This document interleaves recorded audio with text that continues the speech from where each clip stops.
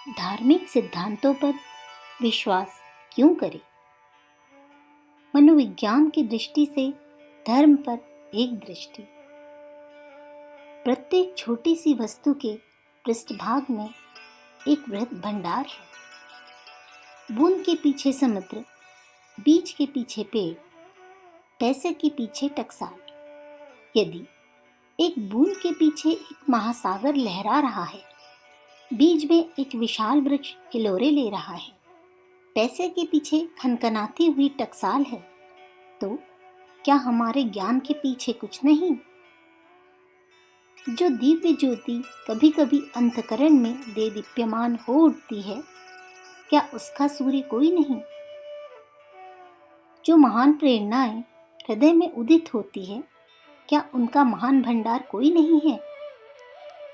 मनोजगत में जो अमृत का स्रोत प्रवाहित हो रहा है, क्या उसका अक्षय समुद्र कोई नहीं?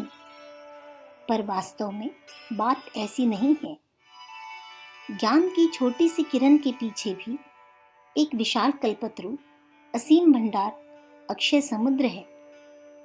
ज्ञान लावारिस अनाथ नहीं है। बस इसी को मैं ईश्वरीय ज्ञान कहता हूँ। प्रत्येक आत्मा एक नन्ही सी किरण है जो निरंतर इस ज्ञान सूर्य की ओर संकेत किया करती है। आर्य संस्कृति का मूल आधार एक आत्मा ही सत्य है, तथा जगत में जो नाना प्रकार की विभिन्नताएं हैं, वह उस एक ही विशाल आत्मा के अनेक कल्पित नाम एवं रूपों का बनाव है।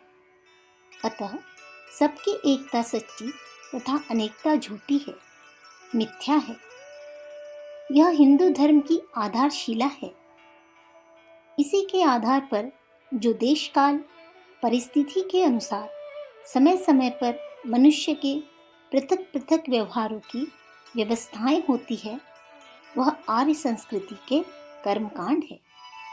अनेकों में एक और एक में अनेक का सिद्धांत आर्य संस्कृति का जीवात्मा है, और इस मत के अनुसार कार्य में संलग्न होना उसका शरीर है।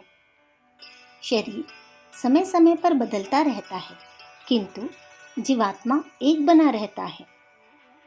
जिन लोगों की बुद्धि का विकास अधिक होता है, वे ही उक्त ज्ञान की ऊंची चोटी पर चढ़ते हैं। हम देखते हैं कि प्रत्येक युग में शांति के आकांक्षी बुद्धिमानी पुरुषों ने नाना प्रकार के मजहब चलाए। ये सब शांति प्राप्त करने और ईश्वरीय ज्योति को समझने के विविध रूप थे। अपने अपने स्थान पर ये नाना प्रकार के मत, संप्रदाय, पंथ उपयुक्त थे और समयानुसार सभी की आवश्यकता भी थी। जिस देश में जिस जनता की जैसी योग्यता, मानसिक विकास या बुद्धि हुई, उसमें वैसे ही धर्म चल पड़े, और बुद्धि के विकास के साथ साथ अनेक व्यवस्थाएं बनती गई, किंतु सबके भीतर एक आत्मा ही सत्य है की ही निरंतर ध्वनि आती रही। ये व्यवस्थाएं विभिन्न मत बनते रहे। आदिकाल से इस प्रकार उस ज्ञान सूर्य को समझने वाला मनुष्य मूर्ख नहीं था। उसे धर्म की छाया में चिर अभिलाषित शांति मिली। बुद्धि को एक आश्रय प्राप्त हुआ, मन के पुर्जों में तेल लगा। मध्यकाल में तो इन धर्मों की संख्या काफी बढ़ गई, किंतु क्रमशः बुद्धि के विकास से मनुष्य फिर धर्म के प्राण ईश्वर की एकता पर केंद्रित होने लगे। शिक्षा प्रचार से आजकल के व्यक्ति संप्रदायों के बंधन में नहीं बंधना चाहते। वे तो आर्य संस्कृति के सच्चे स्वरूप से ही परिचित होना चाहते हैं। दर्शन शास्त्र, नाना पंथ, मजहब, धर्म आदि झूठ नहीं है। उनमें एक महान संदेश छिपा है। यह संदेश सत्य शिव सुंदर का संदेश वाहक है। ये सभी शास्त्र एकता के सिद्धांत के पोषक है। मनोविज्ञान इसे वीर की पूजा यानी हीरो वर्शिप के अंतर्गत लेता है।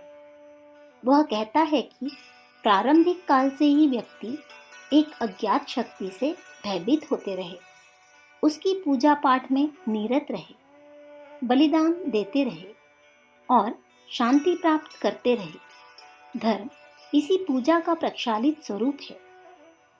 श्री गीता जी भी इसी दर्शन का तिरस्कार नहीं करती, क्योंकि जहाँ एकता का प्रतिपादन है वहाँ कोई अलग नहीं रह जाता। चारवाक, जैन, बौद्ध, मीमांसा, न्याय, वैशेषिक, योग, सांख्य आदि सभी दर्शन मनुष्य को अज्ञान की दलदल से निकालकर एकता की ओर लाने में सहायक है। अविचार की दलदल से निकलिए। नास्तिकता जीवन का दिवाला निकाल देती है। नास्तिक उस अंधे की तरह है जो बिना लकड़ी लिए संसार के चारों ओर भटक रहा हो और व्यर्थ में शांति का उपक्रम कर रहा हो, जिसका अंतःकरण मल विक्षेप और अंधकार के आवरण से आच्छादित रहता है। वह कृतक के जंजाल में पड़कर आवागमन के मोहक चक्र में घूमता रहता है। नाना प्रकार के दुख, विकार और भ्रम उसे विक्षुब्ध किए रहते हैं। अंततः वह पाप योनि को प्राप्त होता है। प्रियवर, अज्ञान निंद्रा से चेत जाइए। आपके जीवन का चरम लक्ष्य अत्यधिक आनंद की प्राप्ति है और अत्यधिक आनंद का स्रोत केवल धर्म ही है। धर्म की शांति ही अक्षय शांति है। सच्चिदानंद घन वसुदेव परमात्मा की छाया ही निरंतर रहने वाली छाया है। धर्म के मार्ग का अनुसरण कीजिए। इस लोक और परलोक में कल्याण करने वाले महापुरुषों द्वारा दी हुई आत्मविद्या में निमज्जन कीजिए। परमात्मा के तत्व को यथार्थ रूप से जानने वाला पुरुष ही यथार्थ मानव है। आइए हम यथार्थ मानव बने। अखंड ज्योति, जनवरी 1946, पृष्ठ 5।